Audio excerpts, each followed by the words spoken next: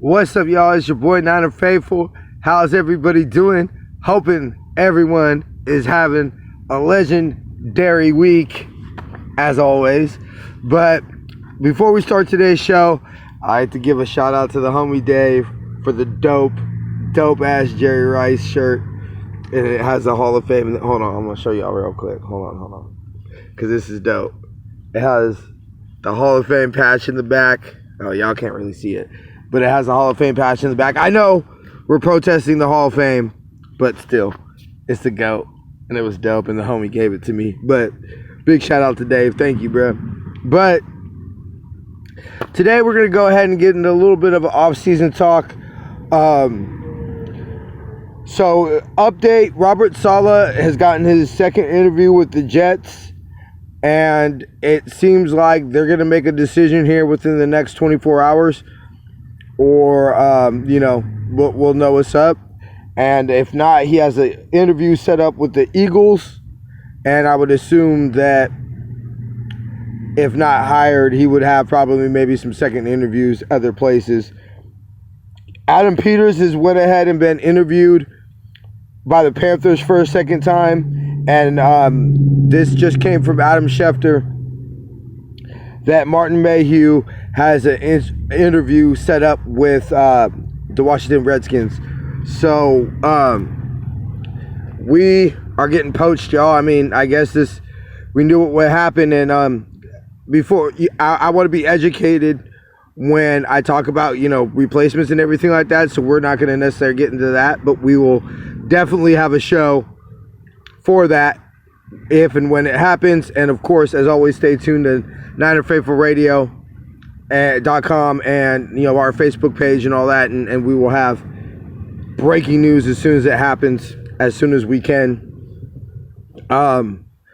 So I thought we would talk about team needs because there's a lot of talk about Deshaun Watson trade, which I'm for. If you want to say a first this year, Saleh gets hired, a third, and Jimmy, and maybe next year's first, and maybe a 5th round pick, and you get their 3rd round pick back or something like that. I would be down for that. Obviously, Deshaun Watson is a top quarterback in the NFL, and so I think if you put him with one of the top offensive minds in the NFL, I think it's dynamite. And I think that with any other quarterback that's not already in the building, that yes, there would be the whole first year in the Shanahan system thing, but I feel that Deshaun Watson can still make plays. Deshaun Watson's going to make plays on earth that not a lot of human beings can make while he's learning the system. And I think that he can play enough of winning football at the quarterback position to get us wins and make us to the playoffs and championship run and all that while he's learning Shanahan's system, just because the man's that good and, we're that good and Shanahan's that good. But do I think it's going to happen? No.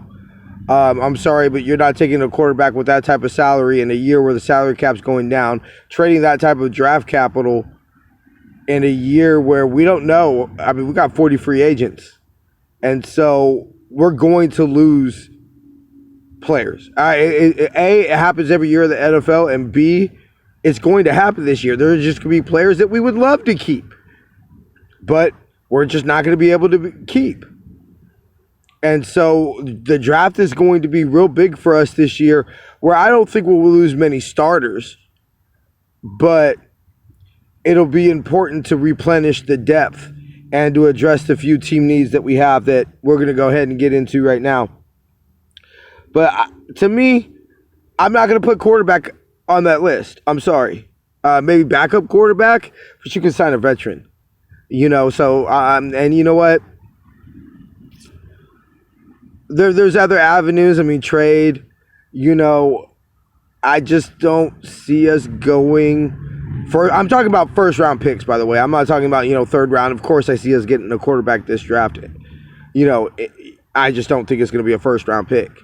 unless, it's a trade up type of scenario where, Kyle Shanahan says, I need Zach Wilson or Trey Fields or, whoever else.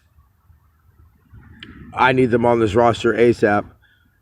I don't see us going quarterback the first round. And so to me, the team needs our D-line and O-line. And I would be fine with the center/guard, edge player. I don't want a D tackle, but getting another edge player to put opposite of Nick Bosa, I think that's or at least not necessarily a third down player. Like let's be real, we're looking to replace D Ford, and so I don't need a 3-down player. Eric Armstead's going to be playing the edge on running down, so basically first and second down. Eric Armstead's going to be playing the edge then. So I don't need a 3-down edge. I need an edge that's going to come in and be on what we like to call our NASCAR package, which is, hey, we're getting after the quarterback. It's 3rd and 6, 3rd and 7, and we need to get a sack to get off the field. Or we need to put on some pressure on the quarterback to get a turnover or something, which we're going to get into a little bit right now. The D line in 2019 had expected points per 100 snaps of 14. So that means out of every 100 snaps, the defense added 14 points. So that basically a little less than 14 points a game. If you figure the average football game is about 65 to 70 snaps, 60 to 70 snaps, I'll say that. That's about a game-ish. So you're looking about 14-ish points a game. In 20, they added 2.8. And so that's not defensive points they scored. That's, hey, you got a strip sack and the ball's now at the 10-yard line. Or, 8-yard line, i.e. the first time we played Green Bay in 2019. And, yeah, that to me, if we don't get that turnover and we don't set the tone right there, I think that's a different ball game. And I think that's a close ball game. And as we all saw, that pretty much determined and partly determined home field advantage. And if we don't win that game in 2019 against Green Bay, that game's in Lambeau, and it's probably a different game. I'm not saying we couldn't win, but so that's important. Now, how do you force turnovers? It's not even so much, and this will get in the blitz rate we'll get into in a second. It's not so much, sacks, but it's pressure. It's speeding up the quarterback. It's tips and overthrows. And it's having 4 to rush the quarterback, so 7 are in coverage. You're having 7 players cover 5 eligible receivers. Running backs, tight ends, whatever, but, eligible pass catchers, I guess. So that obviously that benefits the defense. The defense has more players in coverage than the offense can send out on routes. That's just automatically going to benefit the defense. And so, blitz rate in 2019, we were 29th in amount of times we sent blitzes. In 2020, we were 10th. So we're a top 10 team, blitzing team. That goes into now all of a sudden you're sending extra players. So you're sending an extra player or 2.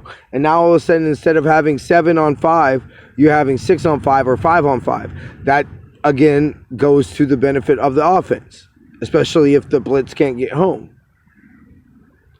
So putting pressure on the quarterback is important. Dennis Brown talked about on the Here's the Catch podcast that, back in the 90s when the Niners, he was a second-round pick. And then they went and got Dana Stubblefield. And then they went and got Bryant Young. Now, why did they do that? Because they were building up a D-line.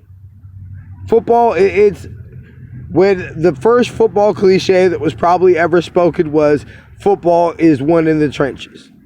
Football games are won in the trenches. The worst pressure that you can have is that will get a little bit into the offense too, but offensive line. The worst thing that you can do is have pressure up the gut. And so what allows the pressure up the gut? Obviously having great interior players, but also that edge presence that's going to force the quarterback to step up. Eric Armstead wrote that to a $17 million a year contract. Well, it's not 17 million a year, but still, hey, that was D4 Nick Bosa basically serving quarterbacks on a silver platter for Defoe and Eric Armstead in 2019.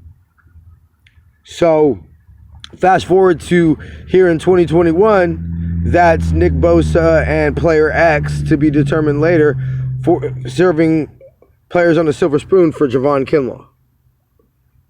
So that's going to be important. And yes, I do believe that is a bigger need for the team than quarterback. We have a quarterback that can win. As of on the roster right now, well, technically his contract hasn't expired, but, you know, Kerry Hyder's going to be a free agent. We don't have him on the roster. Now, if we bring in Kerry Hyder, okay, maybe it's less of a need, and maybe you address my second need that I would be happy with the Niners going with over quarterback would be offensive line. And 20, our win rate on ESPN, our percentage win rate that, you know, the offensive line won the snap was 54%, which is 1% farther down to 55 in 2019. Now, I'm doing the show. Hey, Tara. Everybody say hi to Tara. Hi, Tara. You're famous now. White boy's over there. Tara. I'll talk to you in a second, Tara. So it's important.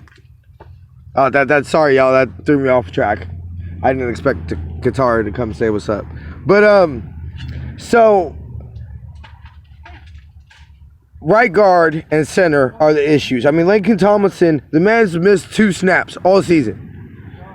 And to say any Niner in 2020 that only missed 2 snaps, A, you need to bring back if they're a free agent like Laken Tomlinson, and B, that's somebody you could bring on. Like, we don't have to worry about the left side because is Laken Tomlinson the world's greatest guard? No. But Trent Williams is the best left tackle in football. And so if you put a good guard, which Laken Tomlinson is, next to the best tackle in football, or arguably, maybe, you know, Bakhtiari, but you are okay on the left side, it's the right side. What was the problem in the fucking Super Bowl? Right guard and center. Chris Jones killing us in the fourth quarter. Jimmy had a rough quarter. The fourth quarter. Yeah, well, maybe that's because he was getting pressure right in his freaking face. So, getting offensive line is important.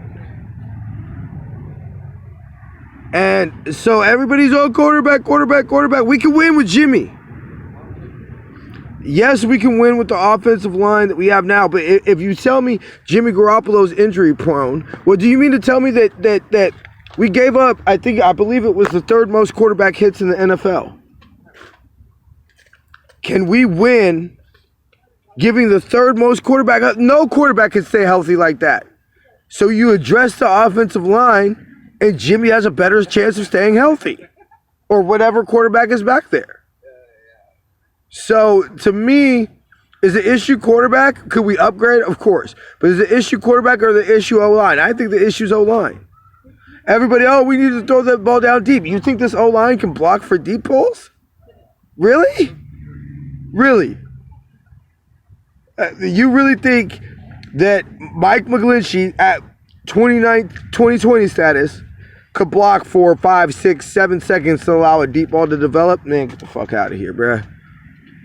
So, everybody who's screaming for offensive line, for quarterback, I'm not saying that I wouldn't want to draft Zach Wilson, or I want to draft the best player available. And I think that one of the best players available that we can get without sacrificing too much of the future is O-line and D-line.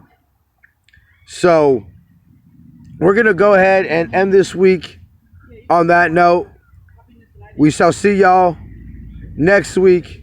Till then, faith, love, and happiness. Go Niners.